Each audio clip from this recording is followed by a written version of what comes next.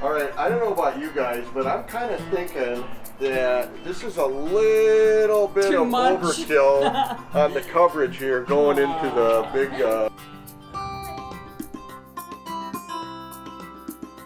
some serious decorating in here. I know, I'm gonna get lots of pictures.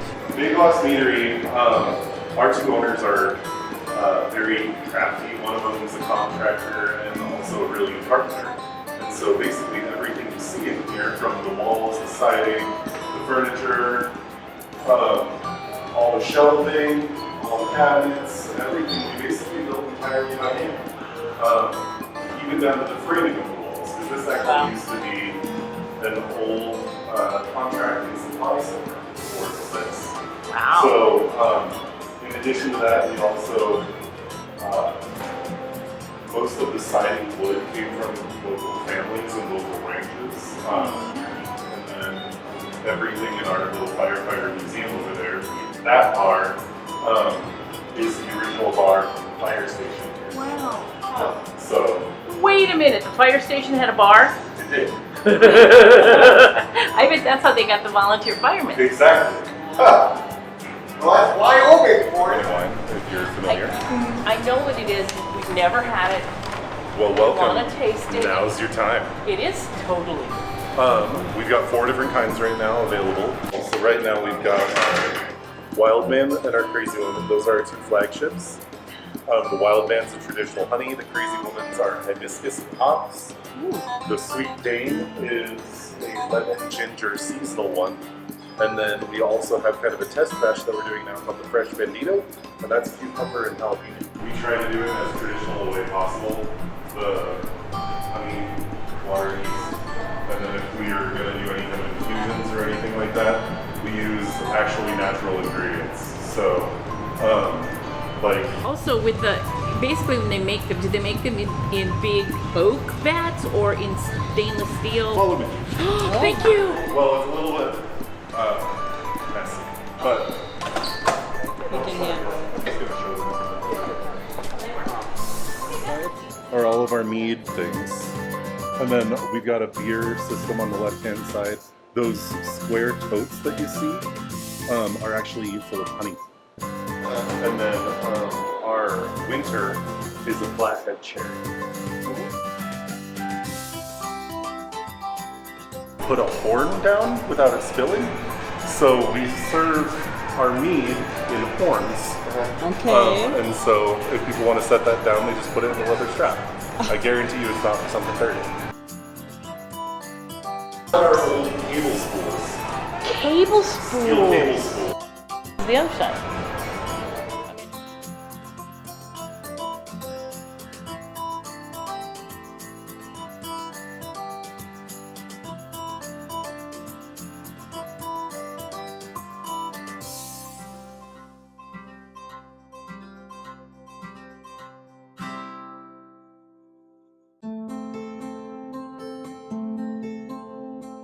Is the world's oldest fermented beverage, literally. And so from there, starts with just honey, water, yeast, and then we do zero back sweetening. We do all natural ingredients for any of our infusions and things like that. But on top of that, it was made popular by the Norse, but I mean it's been around since ancient Rome. We have a physical separation between our 2 bars. It is based on Wyoming licensure. This is a winery, and that's a brewery. Oh. So, This is a winery, and that's a brewery. correct. And, So, and you do, those are brews that you make. all of our beers that you see on the wall, we make in-house. All of our meads, we make in-house. Okay. Just wanted Are you So- telling me that mom literally, you physically had to separate them? Correct. That's cool. So whenever we do our bottling, we actually put out a Facebook post saying, anyone in the community that wants to come down and help bottle, we'll give you a couple free beers. We're going to have bottling for you. Nice. And so we create, we do all of our modeling in-house as well. All of our artwork that you see, whether it's the Big Lost cabin over there, whether it's any of our logo work, that's all done by a local artist. Her name's Lucy, and she actually works as a bartender. The rune stone she made too? I think The rune, whatever, it's I on think stones. the owner's Sam. So the Big Lost Cabin, if you're familiar with Harry Potter at all, is kind of like the room of requirement, but it's kind of just this cabin up in the mountains, in the Bighorn Mountains. So it's a cabin that if you're lost in the mountains, or if you need a place to go, or if you need somewhere to kind of relax and you find yourself lost out in the woods, you might come across the Big Lost Meadery. And so it is a place where people from all walks of life might end up. And so if you look at the names of our meads, these are all the types of people who might end up there. So we've got our wild man, we've got our crazy woman, we've got the French bandito, the sweet dame, the island gypsy, the forgotten philosopher. But if you look on our website, there's a written legend for each one of them. You know, I read that. I thought this is really interesting. Yeah. What a fun place. If you look around the bars, you won't see a TV in here. And there's a reason for that. We really want to encourage community, and we want people to be able to talk to one another. We want people to sit down, have a really good beverage, and we really, really want to create an atmosphere. You know, I was wondering what was different here. Having a specifically mead-oriented business to start, and then later, you know, branching out into doing beer as well. You wouldn't really expect it in a random, you know, 32,000 population town, the northeast corner of Gillette, or of Wyoming. And so, but because of its alcohol strength, because it's an honestly really good product, I'm excited for you guys to try it. I do. And because we are so community-oriented, embrace this. Right, and now it's time to taste the mead. Which one did you do I right did now? Wild Man, just a tiny, you know, a little. Okay, my turn. That was great. I just love it, but I like it. It's not. It's different. A little sweet, not overly sweet. It's like it's a heavy wine. All right, we're trying to figure out our computer or our camera situation here. We've decided, obviously, check out Cindy's setup. Nice. It is. All right, let's give it a try. Decided to make a beer. So people come in, they're like, "Hey, give me a beer," and I'm like, And it's Yeah, called yeah, beer. and it's called beer. I was wondering. Give me a beer. It is technically a pilsner. Then we've got our IPA, the saison, and then a peach blonde. So that's like a. So far, we've got the black alt, we've got the Hefeweizen. And then, Do you want to try the beer to guard? yeah, I do. I think that would be interesting. And then I'm thinking of peach blonde and the saison. What's the flavor of the saison? I would give it like a feel nice. Would you rather have this? Okay, let's say no. This is good. And we'll get the glasses. Yes. When you do the meads, what kind of cocktails do you make? So that's a little light. So, In particular, Yeah. I'm thinking of the one with the.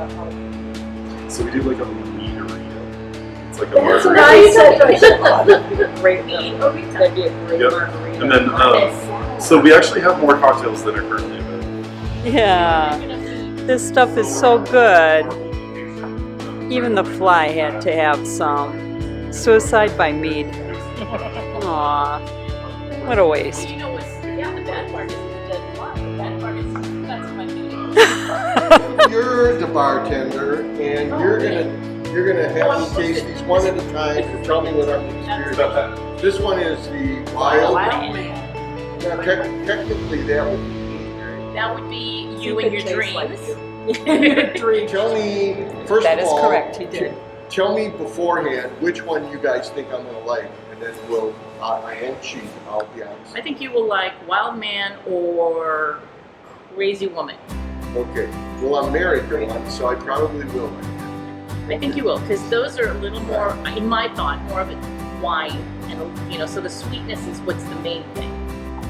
They're mild, not bitter, they're not strong alcohol, just kind of a sweet drink, but not overly sweet, just sweet. It is a, to me, because I don't know what I'm talking about, this is a sweeter tasting wine, which I prefer. I thought you would. That's why I do not think you're gonna like fresh bandito, but I want you to drink it. Drink it. Tell us what you taste. Sue, could you give me water so I can cleanse my palate? How's that? Okay. That's how you can tell when your palate is cleansed. You can hear that noise. it's not going to be your favorite. I know where you went in for a second. What's it taste like? I actually like that one. Give me the water. Ready? What does Okay, it that's- taste like? It doesn't taste like jalapeno or whatever. Oh, I think it has a very strong jalapeno flavor. And not too spicy. There's a little bit of heat on it, but it really is, and I love the flavor of jalapeno, so that's good for me. Crazy.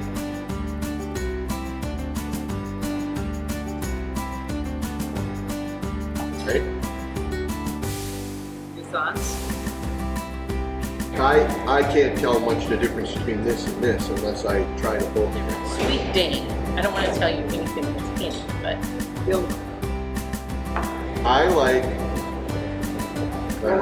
What did you taste in that? I did taste the ginger. yep. Wild man.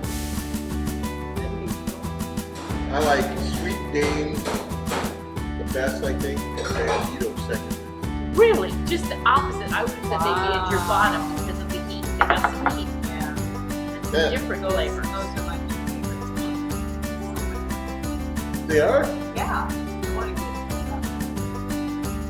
gonna get a bottle of that one. And I really like Wild Man and Crazy Ones. So let's man up. We're struggling drinking apple.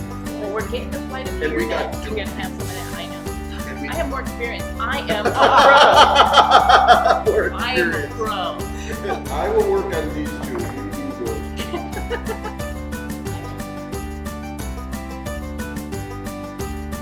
Now I'm driving you guys home. Okay, you can start. Sweet Dane for me, the best. ginger. The ginger. See, I make him a ginger smoothie with Oh. turmeric and bananas, and he likes that. But sometimes I put a lot of ginger in. That was my limit of ginger. And another fly. I wonder if you're gonna come and try to save his friend. Okay. Next, we're trying the beers.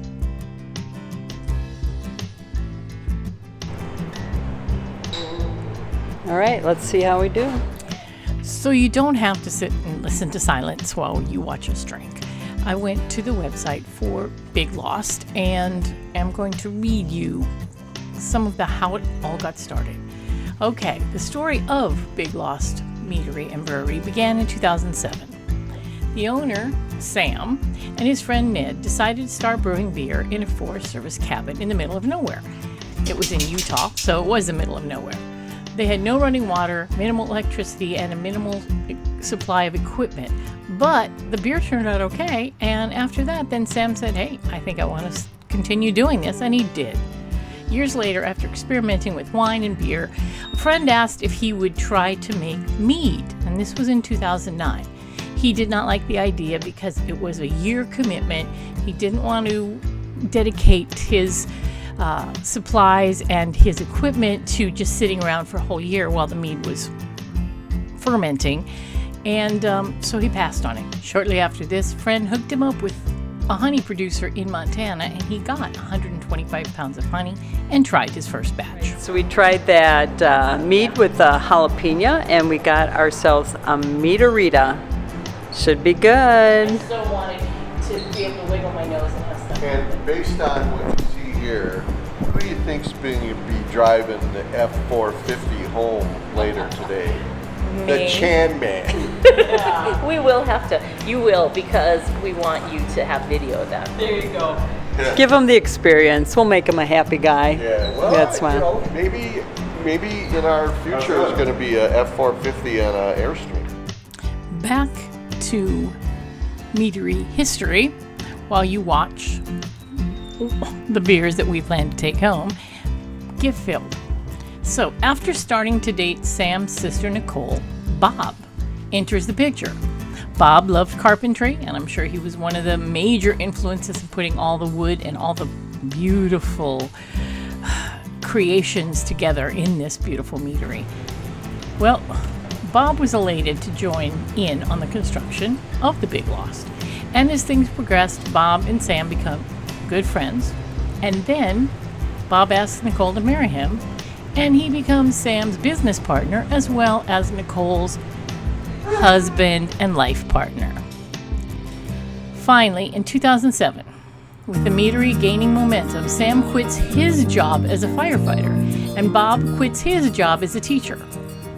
And now, according to the website, the two of them roam aimlessly around the country just making mead and getting their pillage on.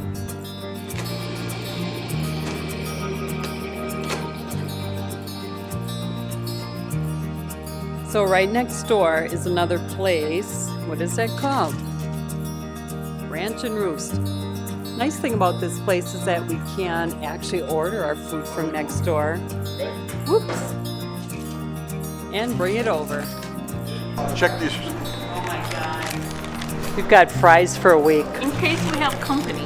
In case we have company. Digging in. Next stop, the Black Hills of South Dakota, one of my favorite places in the whole world. And it will be even better because Sue and Mark and 4 of their friends are going to be joining.